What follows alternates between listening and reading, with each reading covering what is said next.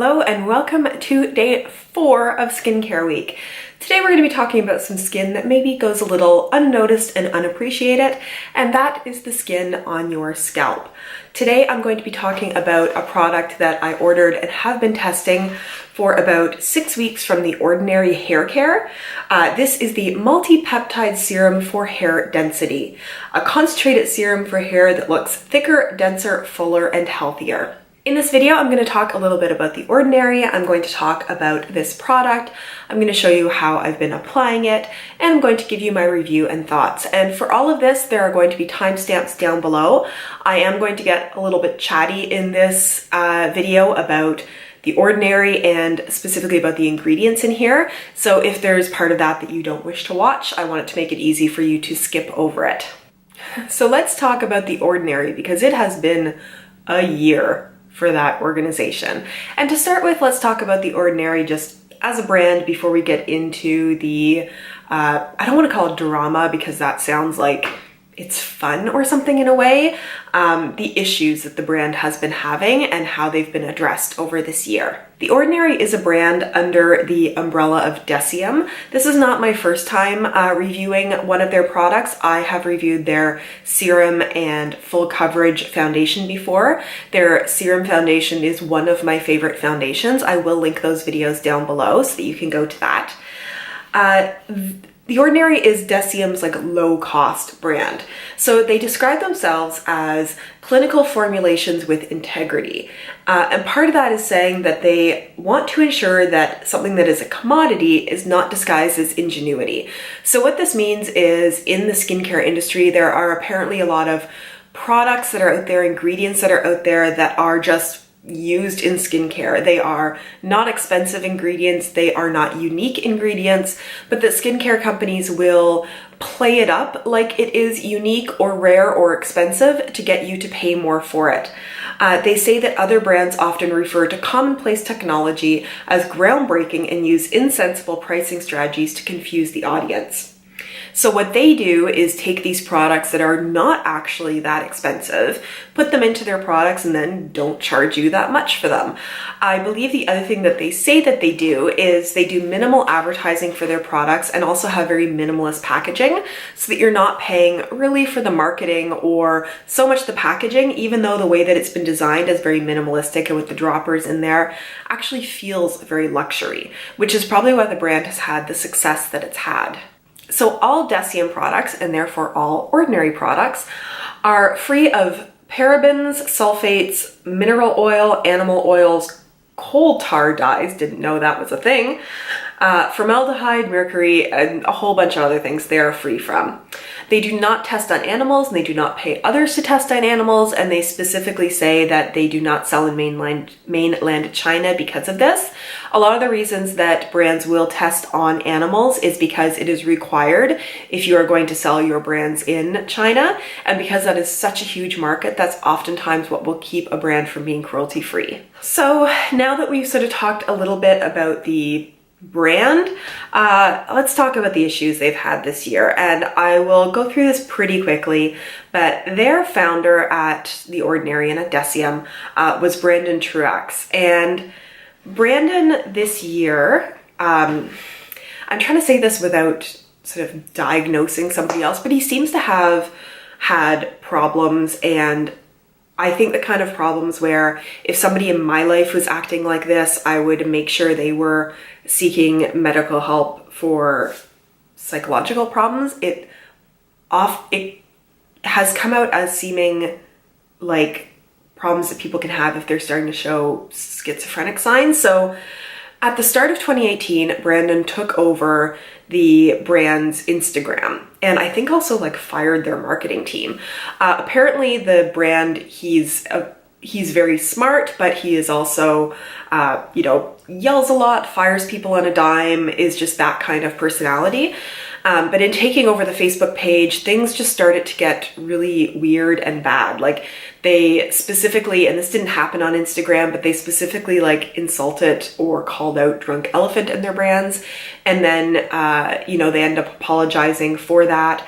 But when he was in their Instagram and managing it, if people would make comments he didn't like, he would like talk back to them and insult them, like say maybe you should go get more followers, or just really rude things. And then he started doing strange things like snapping pictures of a whole bunch of garbage and saying how they wouldn't use plastic anymore. And while they were working on opening a store in New York, he took a picture of a homeless man outside the store and posted that. And then just a lot of like weirder stuff started happening, and just very weird. Like you can look it up and read some of the stuff. It's very strange. And then I think around the fall, it started going even weirder, maybe a little bit before that. There were Instagram posts that he was posting where he was like telling people to call 911 and saying he was being followed. And if you read the things he was posting, it was like nonsensical rants and tagging people like Mark Zuckerberg and like, you know, Tim Cook and people. It was the kind of thing where if you saw people doing this, it wasn't just like, this person's trying to get attention. It's like, there's an issue here, like an issue. And then I think in September or October, he said he was going to shut down the brand. And it was just getting really strange. So another thing that happened was that they had sold part of their business to, or an investor. Estee Lauder became an investor in the business. So in mid-October, Estee Lauder basically went to court and had Brandon removed as CEO of the company. Now, I mean, if you looked in some cases at a big corporation like Estee Lauder removing the founder from a brand, you might say that that was a bad thing. I think in this case, because there are people who work there are people whose lives depend on this company, and Brandon obviously needs help in some way. It was the right thing to do, and I'm actually very glad that, as an outsider looking in, I don't know all the details, very glad that Estee Lauder did that. So, having said all of that, let's actually talk about the product. So you do get 2 fluid ounces of product in here. When you open this up, it very much looks like all the other Ordinary products.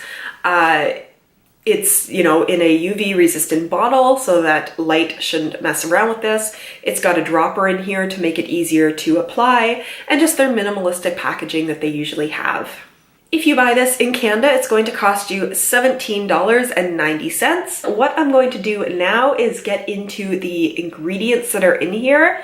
This is going to be a little long, so once again, those timestamps are down below should you wish to skip ahead. So the description of this product is this concentrated formula is designed to support hair health so that it looks thicker, denser, fuller, and healthier. The technologies presented in this formula include Redensyl complex, capsule peptide complex, bicapsule complex, anagain, and caffeine in an ultra lightweight emollient base for efficient penetration. The total concentration of these technologies in the formula weight is 21.15%. So they list out for you there the different active ingredients that are in here and tell you that all those active ingredients together, although they don't tell you the specific percentages, add up to just over 1/5 of what you get in here. And the rest of it that is in there is emollients, things to keep it stable, things to make it spread through your hair. That's what it's there for. So let's talk a little bit about those active ingredients. And this is very surface level. I just did a little bit of research, but I wanted to present this because these ingredients actually are ingredients that have been scientifically shown to help your hair. So Redensyl is the newest breakthrough against hair loss and the best alternative to hair transplantation. It is the first hair care cosmetic active ingredient based on regenerative medicine research and can give better results than a surgical procedure for hair transplant in 84 days. I'll just put it out there that, you know, you can go and look up the bigger tests and everything, but the pages that I was getting these from actually did show that clinical trials have been done, blind studies had been done. So this isn't sort of a cosmetic company putting it out there. There seems like there's some research behind this.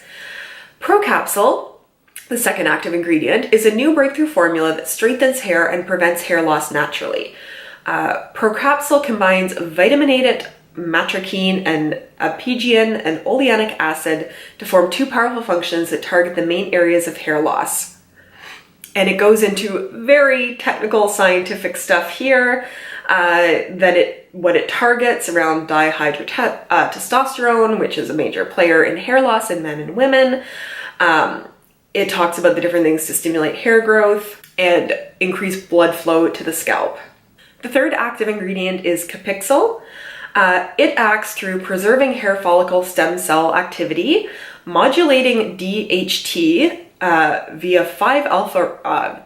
Basically, it does good stuff for your scalp, stimulates ECM renewal and anchoring protein synthesis, decreases pro-inflammatory cytokines. So basically what this amounts to is provides fuller, thicker, and healthier hair and eyelashes and reduces inflammation of the scalp. The fourth active ingredient is bicapsule, which is obtained from nature. It's a combination of 3 botanical active ingredients that reduces hair loss, stimulates growth, and increases hair density.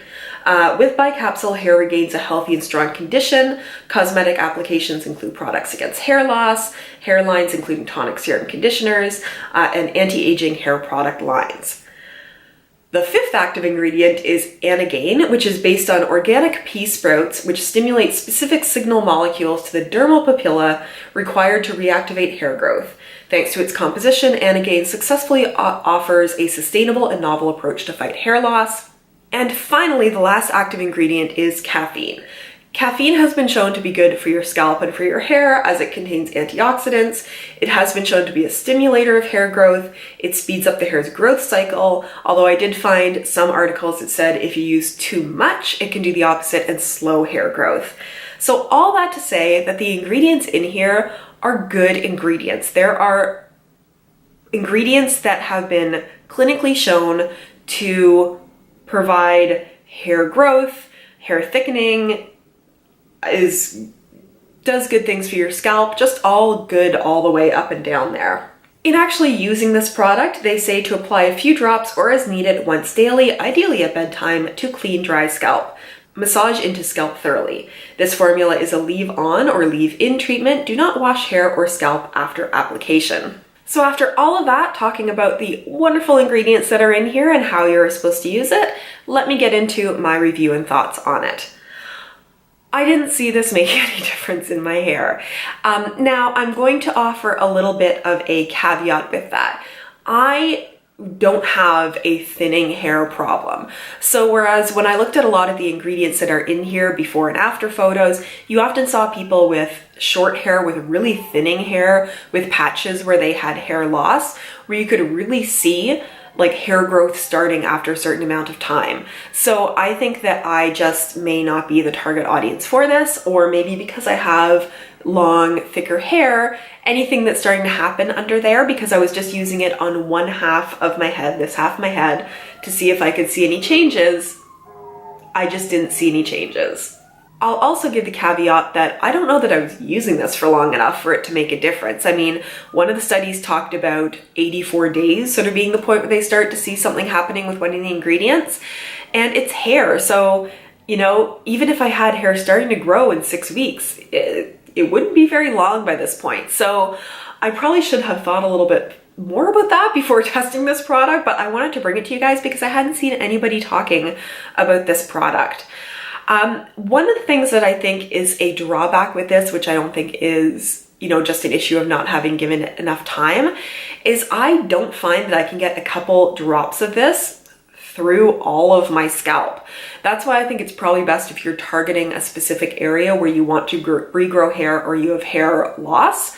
Because for me, if I want to use this as an all-over treatment, I would be sort of soaking my head in this, because putting one drop in and moving it around only sort of gets it a little bit in that area. As a pro to this, I will say it didn't cause any problems in any way. Like, it didn't like sting on my scalp. It didn't feel bad. It doesn't have the greatest smell to it, but it's on your scalp. You don't smell it. And it's not oily in any way. Like, I never woke up the next day or felt like I had oil in my hair or was messing up my hair or anything. It's really quite a light emollient that this is in. So don't worry if you have, you know, oily hair or, you know, even non-oily hair that you don't want to be oily. It's not going to do any of that. You know, I don't want this review to be wishy-washy. It's just one of those things where it seems like it's really good, I just haven't seen anything happening with it, but I don't think there's anything wrong in trying it if you specifically have areas of your hair, of your scalp, where you want to work on hair growth and thickening your hair. It's a small investment in a product. Oftentimes when you see these hair regrowth things that are happening, they're like hundreds of dollars or $100. This is less than $20 for a bottle that's gonna last you long enough to know if it's working for you. So while I did not see a difference with this, I don't think it's a bad product. I'm gonna keep using it and see if I notice any difference in my hair growth, in my hair thickness. But I would love to hear from any of you if you have tried this before, if you've tried other hair thickening products before. You know, what you think, what works, what doesn't, let me know. Leave all of that in the comments down below. I do try to respond to every comment that I get. If you are enjoying the skincare series, please give this video a thumbs up and share with others. If you're not yet subscribed, subscribe and ring that bell and be notified of when I post. And if you've not been watching all the way through, I will link to the playlist down below where you can watch the rest of Skincare Week. Thanks so much for watching, you guys, and I will see you in my next video. Bye!